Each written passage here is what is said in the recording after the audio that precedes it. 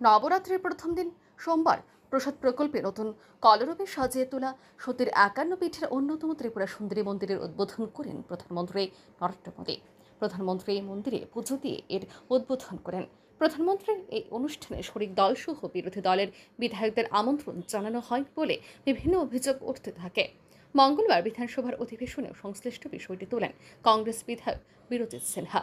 তিনি তীব্র ক্ষোভ প্রকাশ করে বলেন, মন্দির উদ্বোধন হয়েছে, কার্যত শাসক দলের জন্য এই অনুষ্ঠান ছিল, কিন্তু প্রধানমন্ত্রী সবার প্রধানমন্ত্রী কোনো দলের নয়।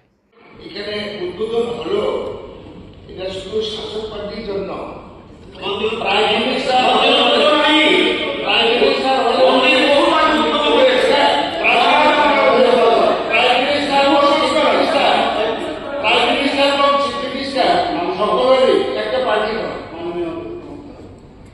কংগ্রেস বিধায়ক বিরজিৎ সিনহা এই ক্ষোভ প্রশমনে মুখ্যমন্ত্রী প্রফেসর ডক্টর মানিক সাহা বিধানসভায় বলেন, প্রসাদ প্রকল্পে ত্রিপুরা সুন্দরী মন্দিরকে নতুন কলরূপে সাজিয়ে তোলা হয়েছে। এই মন্দিরকে ধর্মীয় পর্যটন কেন্দ্র হিসেবে দেশের সামনে তুলে ধরতে চাই আমরা। প্রধানমন্ত্রী নরেন্দ্র মোদী এই মন্দিরে পুজো দিতেই এসেছিলেন। তিনি আরও জানান, পুজো দেওয়া ছাড়া প্রধানমন্ত্রী একটি কথাও বলেননি, এমনকি সাংবাদিক সম্মেলন পর্যন্ত করেননি। সেটা কাজ চলছিল। মাননীয় প্রধানমন্ত্রী যে কোনো এই ধরনের আজকে একটা অফিসিয়াল বিরাট প্রোগ্রাম হতো, সিম্পলি আপনারাও দেখেছেন উনি খালি পুজো দিতে এসছেন। কোনো যে সরকারি প্রোগ্রাম করে একটা বিরাট কোনো একটা ইনোভেশন করেছে ৩,০০০ কোটি টাকা ৪,০০০ কোটি টাকা, এরকম মতো ছিল না।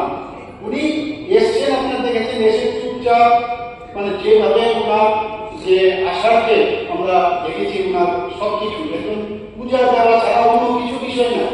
আর যেহেতু আমাদের এই কাজটা অনেকদিন ধরে উনি যেহেতু আসছেন পূজা দিতে, উনি প্লাগটা খালি তুলে যাবে, কোনো কিচ্ছু করেনি, কোন সাংবাদিক সম্মেলন করে কিচ্ছু করেনি। কাজে পুজো দেওয়ার লক্ষ্যেই কিন্তু এসছে। ঠিক আছে। এখন এদিন এই বিষয়টিকে নিয়ে বিধানসভায় প্রশ্ন তুলেন ত্রিপুরা মথা বিধায়ক পাঠানলাল জমাতিয়া। তিনি ক্ষোভ ব্যক্ত করে বলেন, যার নামে মন্দিরে পুজো হয় তাকে মন্দির উদ্বোধনে আমন্ত্রণ জানানো হলো না। মথা বিধায়ক বিশ্বজিৎ কলুই এদিন বিধানসভায় সংশ্লিষ্ট বিষয়ে তীব্র ক্ষোভ প্রকাশ করেন। রিপোর্ট আর এ নিউজ।